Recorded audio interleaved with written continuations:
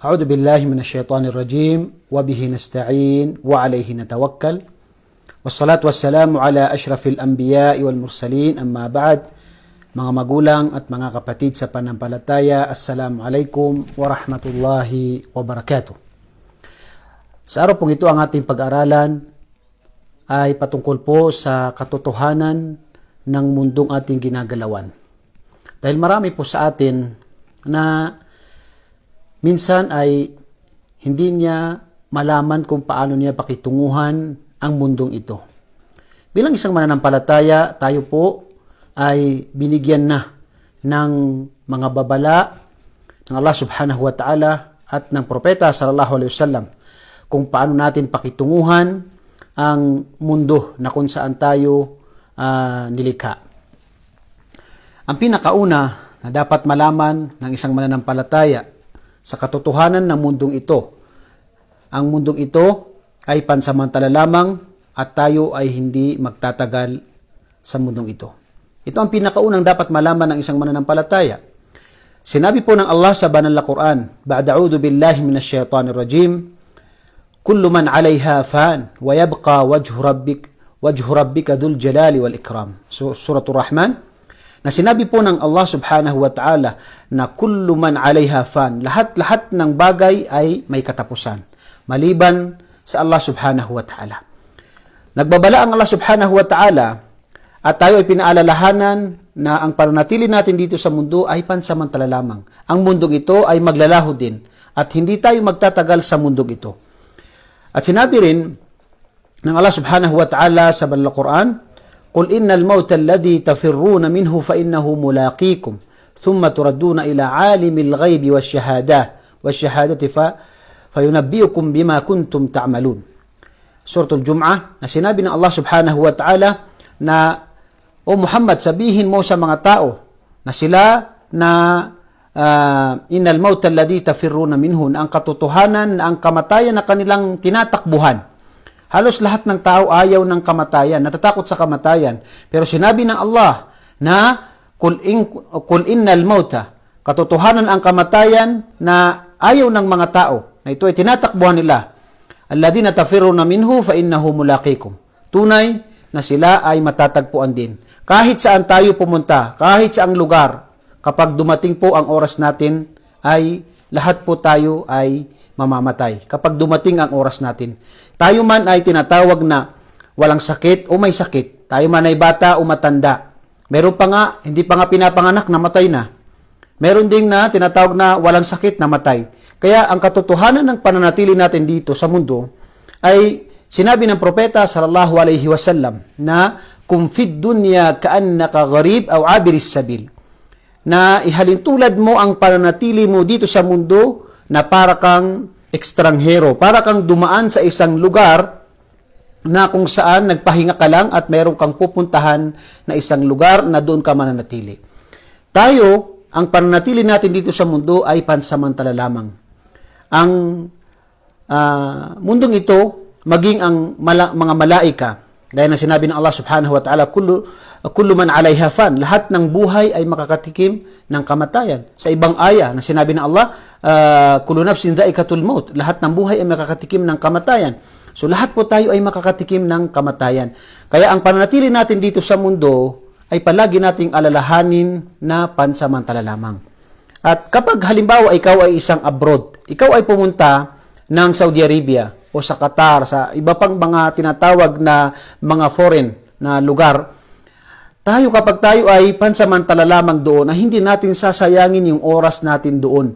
Hindi tayo magpapatayo ng mga palasyo, hindi tayo maglalagay ng anumang mga bagay na alam natin na ito ay pansamantala lamang at iiwan din natin.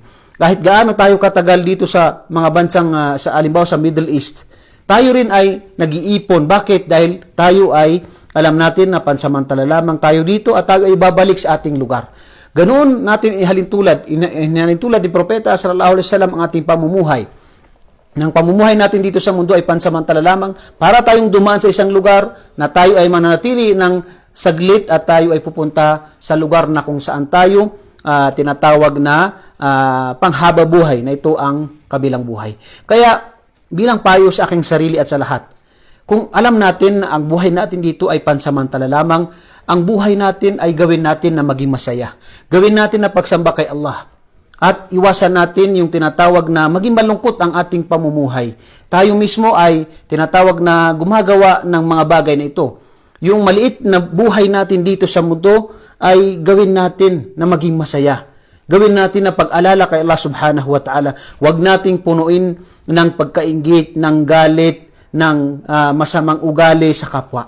Kundi napakaiksi po ng buhay natin dito. Wallahi ladim, kung isipin lang natin, nasaan yung mga lolo natin, yung mga tatay nila. May mga nasa libingan na, mga 100 years, 200 years nasa libingan na sila. Ngayon ay kung tayo ay tanungin ng Allah subhanahu wa ta'ala, nabibigyan ka ng halimbawa, isang oras o 24 hours, isang araw, ano ang gagawin mo? Sigurado na ang gagawin ng isang tao, kung bibigyan siya ng oras, ay siguro gagawin na ito lahat na pagsamba kay Allah subhanahu wa ta'ala. Kaya pamumuhay natin dito, hindi po nababagay na tayo ay manatili dito ng pansamantala lamang, saglit lamang ang pamumuhay natin dito sa mundo, at punuin natin ito ng tinatawag na galit sa kapwa, yung inggit sa kapwa, yung masamang pag-ugali sa kapwa, kundi dapat ay, sabi nga nila, enjoy your life. Ibig sabihin ay gawin mo maging masaya ang pamumuhay mo.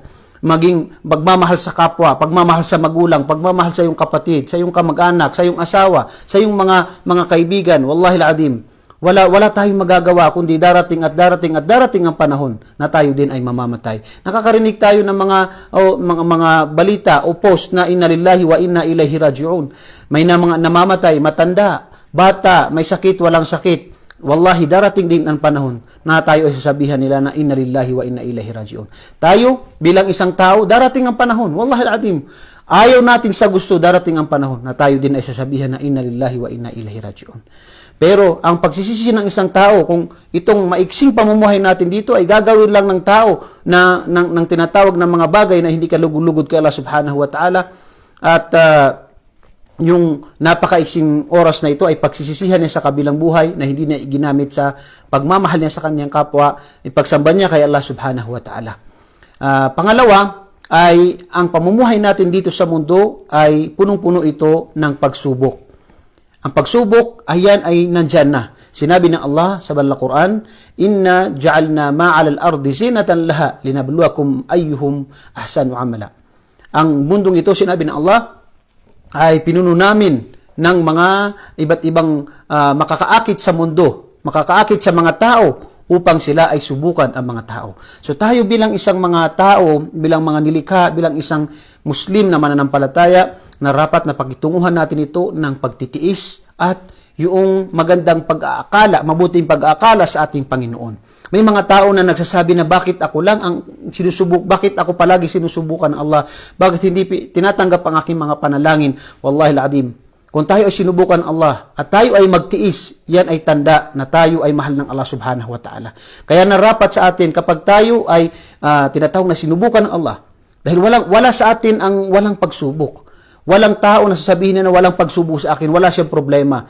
Kapag walang problema, baka sabihin natin ang tao na yan ay tinatawag na majnun o kaya nasisiraan na ng isip, dahil ang tao, lahat tayo ay may problema. Lahat tayo ay may mga pagsubok. Magkakaiba yung ating mga problema at magkakaiba rin ng pakikitungo natin sa ating problema. Ang uturo sa atin ng propeta sallallahu alaihi wasallam, kapag tayo ay makikitungo sa mundong ito, ay tingnan natin, gaya na nabanggit sa hadith, ay tingnan natin ang mas mababa sa atin, wag nating tingnan yung mas mataas sa atin. Yan ang isa sa mga itinuro sa atin ng propeta sallallahu alaihi wasallam. Wallahi al-adim, kung tayo ay minsan nakikita natin na may mga bagay na wala tayo, wallahi al-adim, tingnan mo sa mas mababa sa atin. Sa lugar na Africa, yung kanilang tubig na iniinom ay yung mga sa atin na yung brown na tubig na, pero iniinom nila, wala silang mainom. Maraming namamatay sa kanila dahil sa gutom. At marami pang iba. Kaya ang turo sa atin ng propeta sallallahu alaihi wasallam ay tingnan natin ang mas mababa sa atin. Dahil kung titingnan natin ang mga biyaya sa atin ng Allah subhanahu wa ta'ala, ay napakaraming biyaya sa atin ng Allah subhanahu wa ta'ala.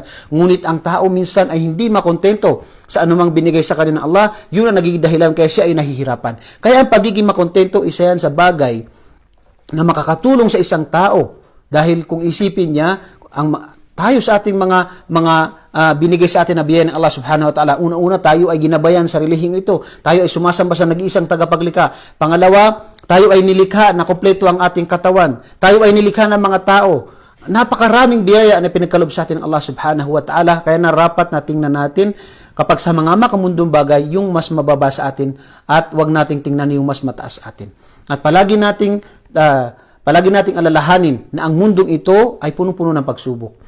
Ito ay kasiyahan, kalungkutan, kasiyahan, kalungkutan. Ngunit ang anumang mga pagsubok na dumarating sa atin ay kinakailangan natin ang malaking pagtitiis, ang malaking sabr o pagtitiis upang tayo ay gantimpalaan ng Allah subhanahu wa ta'ala. Tunay na sinabi ng Allah, inna ma'al usri yusra. Kung ikaw ay mga pagsubok, tandaan mo ang sinabi ng Allah, inna ma'al usri yusra. Katotohanan na pagkatapos ng kahirapan, ng mga pagsubok, ay darating ang tulong ng Allah subhanahu wa ta'ala. At saka may mga bagay na sinabi ng Allah, asa an takrahu shay'a wa huwa khairul lakum. May mga bagay na ayaw natin ito mangyari sa atin, pero ito pala ang makakabuti sa atin. May mga bagay na halimbawa gusto natin maasawa ay si fulana, pero hindi tayo nagkatuluyan, halimbawa, ngunit ito ay tinatawag na gusto ng Allah subhanahu wa ta'ala dahil makikilala mo si fulana na siya ang tinatawag na mabuting babae at magpapatino sa tinatawag ng ating pagsamba kay Allah subhanahu wa ta'ala. O kaya, halimbawa, ang isang tao natalo halimbawa sa sa politika, akala niya ito ang sa kanya, ito yung masama sa kanya, yung pala makakabuti sa kanya. Maraming politician pinagbabaril na matay, halos every month o every week may binabalita, pinatay. Yun ang pinangarap ng tao, yung pala ang kanyang kamatayan. Ganun din, nasunog ang kanyang bahay. Na siya ay, tama, ito ay pagsubok, pero magtiis tayo kay Allah subhanahu wa ta'ala. Marami mga bagay na ito, akala natin ito ay masama sa atin, pero ito ay makakabuti sa atin. Darating ang tulong sa atin ng Allah subhanahu wa ta'ala, pero wag natin kalimutan ang sabr, as-sabr sa pagtitiis. Dahil sinabi ng Allah na kapag minahal ng Allah subhanahu wa ta'ala ang isang alipin ay kanyang susubukan. At kapag ito ay magtiis, ay pagdating sa kabilang buhay, wala siyang matitirang kasalanan. Ito ay pinatawad ng Allah subhanahu wa ta'ala dahil sa kanyang mga pagsubok at siya ay nagtiis kay Allah subhanahu wa ta'ala. Kaya kung mayroon tayong mga pagsubok, halimbawa nagkasakit tayo, halimbawa may mga bagay na ito masakit man sa atin, nawala sa atin, tayo ay magtiis kay Allah subhanahu wa ta'ala dahil kung tayo ay magtiis, tayo ay gagantipalaan ng Allah subhanahu wa ta'ala. Kaya pagdating sa kabilang buhay ay napakataas ng antas ng isang tao. Saan ito nanggaling ya Allah? Dahil sa iyong pagtitiis sa mga bagay na tinatawag na sinubok sa iyo ng Allah subhanahu wa ta'ala sa mundo, ikaw ay nagtiis kay Allah subhanahu wa ta'ala, kaya ngayon ang antas mo sa paraiso ay mataas. Kaya tayo ay magtiis kapag tayo ay sinubukan at palagi nating alalahanin na hindi tayo pababayaan ng Allah. Hindi pababayaan ng Allah ang mga taong may paniniwala at sinabi nga ng Allah, wa may yatawakkal 'ala Allah fahuwa hasbuh. Sino man ang magtiwala kay Allah ng tunay na pagtitiwala ay sapat na sa kanyang Allah subhanahu wa ta'ala. Tunay na ang kulang sa atin ay yung tiwala. Kasi tayo, minsan masyado tayong nag-iisip, pero kung nagtitiwala tayo kay Allah subhanahu wa ta'ala, siya ang nagsabi mismo na sapat na sa kanya ang Allah subhanahu wa ta'ala. At nangyari yan sa mga kwento patungkol sa mga ating mga propeta na sila ay nagtiwala kay Allah subhanahu wa ta'ala at sapat sa kanila ang Allah subhanahu wa ta'ala. Kabilang doon si propeta Abraham alayhi salam. Itinapon siya sa apoy ng mga tao dahil yung kanyang pagsira sa mga ribulto, itinapon siya sa napakalaking apoy. Pero sinabi ng Allah, ya narukuni bardan wa salaman ala Ibrahim. O apoy, maging malamig ka at payapa ka kay Abraham. Kaya naging malamig at payapa at hindi nasunog si Propeta Abraham a.s. Marami pang mga kwento patungkol sa pagtitiwala kay Allah subhanahu wa ta'ala. At palagi nating tandaan na hindi ibig sabihin na ikaw sinusubukan ng Allah. Marami tayong mga pagsubok sa buhay ay tinatawag na ikaw ay pinaparusahan ng Allah. Maaring ito ay tinatawag na mga bagay, kaya kailangan tayong magtiis at magtiwala kay Allah. Dahil ito ay mayroon tayong gantimpala at minsan may mga nagawa tayong kasalanan, ito ang pagpapatawad ng Allah subhanahu wa ta'ala sa atin at ito yung pagtaas ng antas sa paraiso ng Allah subhanahu wa ta'ala kapag tayo ay dumating sa tinatawag na paraiso ng Allah subhanahu wa ta'ala. At ganun din, kabilang sa tinatawag na sinabi sa hadith ng propeta sallallahu alaihi wasallam na ang pinakamaraming tinatawag na mga pagsubok ay mga propeta. Sila ba ay gumagawa ng tinatawag na mga kasalanan, ngunit sila ay mga mabubuting tao, ang mga propeta. Sila ay sinubukan ng Allah para mas mataas pa ang antas nila sa paraiso ng Allah. Kaya ang kailangan natin ay magtiis.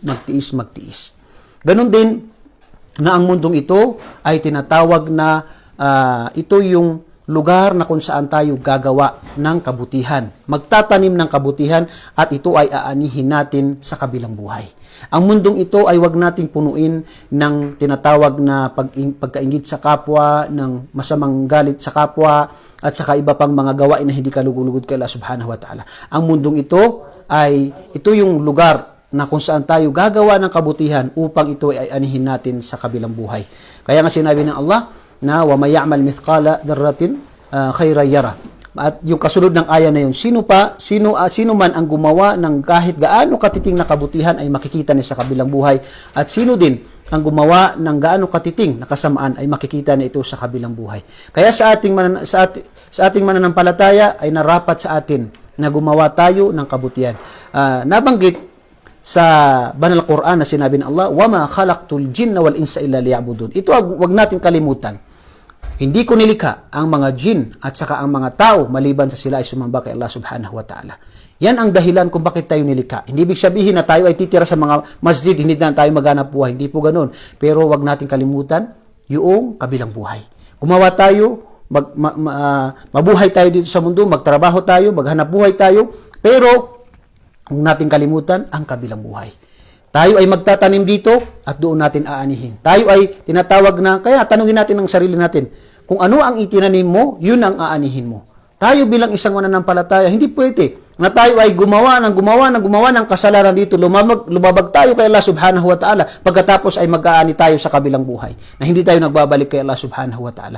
Kahit nga sa ating sarili, yung mga anak natin, kapag may mga anak tayo na minsan masunurin, minsan yung iba ay hindi masunurin. Tayo palagi ay gusto natin yung anak natin na masunurin. Paano pa kaya ang Allah subhanahu wa ta'ala ang pinakamakatarungan sa lahat? Kaya narapat na tayo ay gumawa ng kabutihan. At sinabi rin sa hadith ni Propeta sallallahu alaihi wasallam na kapag namatay ang isang tao, ay ihahatid siya ng kanyang yung kanyang kayamanan, pangalawa yung kanyang mga kamag-anak, pangatlo ang kanyang mga gawain.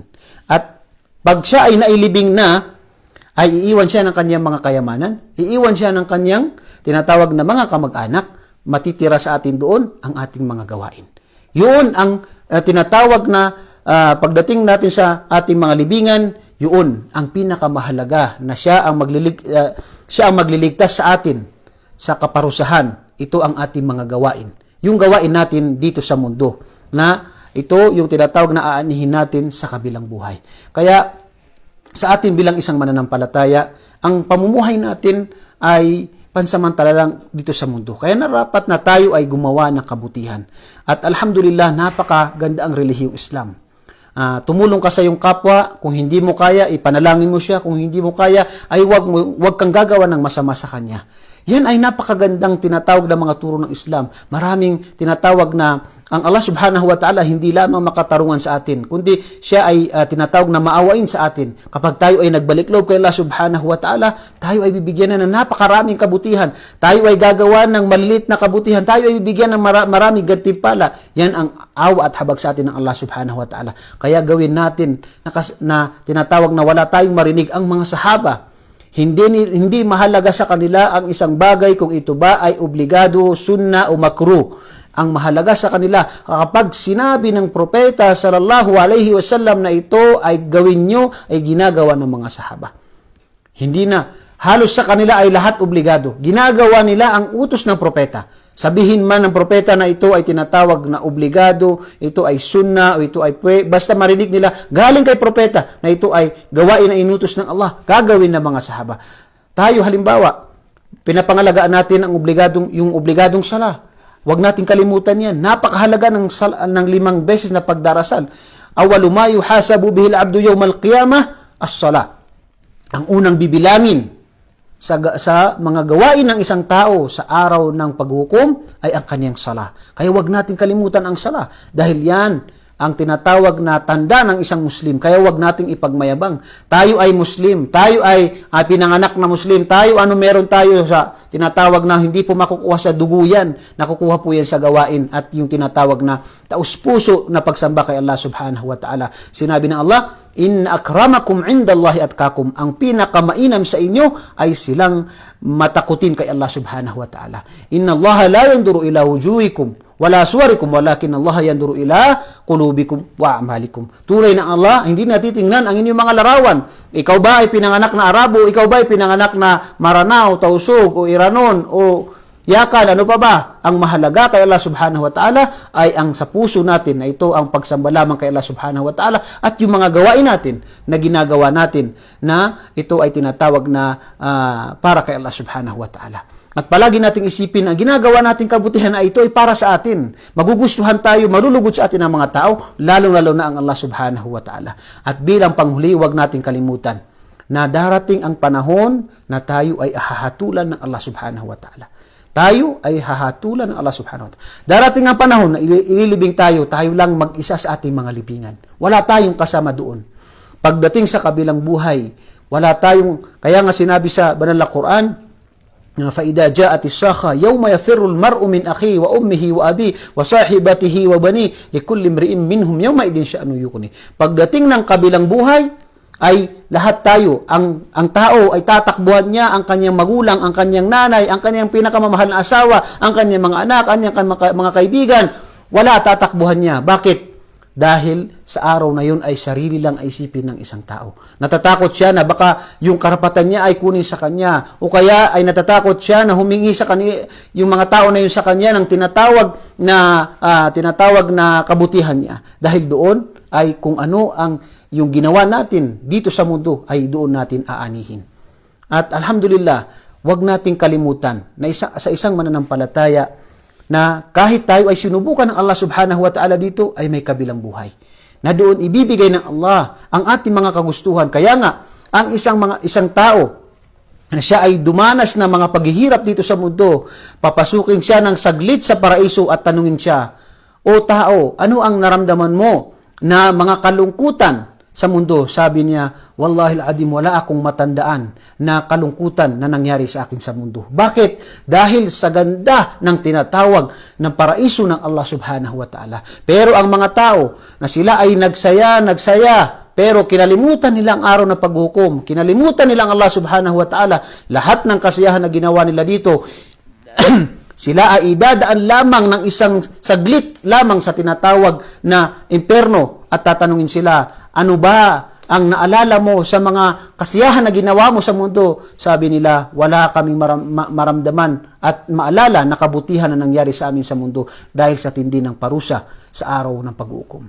Ang pinakamaliit na parusa ay yung tao na nakaapak siya sa tinatawag na apoy at kumukulo ang kanyang ulo dahil sa tinatawag na parusa, dahil sa apoy sa kanyang paa ay kumukulo ang kanyang ulo dahil doon. Yan ang pinakamaliit na parusa. Kaya tayo ay mag-ingat dahil mayroong kabilang buhay. At tayo ay magpasalamat din, may kabilang buhay. Nalungkot tayo dito, mayroong gantimpala sa atin sa kabilang buhay kapag tayo ay nagtiis sa ating mga pagsubok. At tayo rin ay mag-ingat sa hindi pagiging makatarungan dahil sinabi ng propeta sallallahu alaihi wasallam, "Ad-dhulmu dhulumatu yawmal qiyamah." Ang hindi pagiging makatarungan ay ito ay kadiliman sa araw ng paghukom. Kaya ang pinakanalugi nung tinanong ni propeta sallallahu alaihi wasallam ang mga tao, ang kanyang mga sahaba, "Atadruna manil muflis?" Alam niyo ba kung sino ang pinakanalugi? Sinabi ng mga sahaba na yung walang kayamanan. Sinabi ng propeta sallallahu alaihi wasallam, hindi yan ang ibig kong sabihin, kundi ang siyang nalugi ay ang tao na siya ay mayroong mga sunna na sala, may mga sadaka, may mga pag-aayuno, pero pagdating sa kabilang buhay,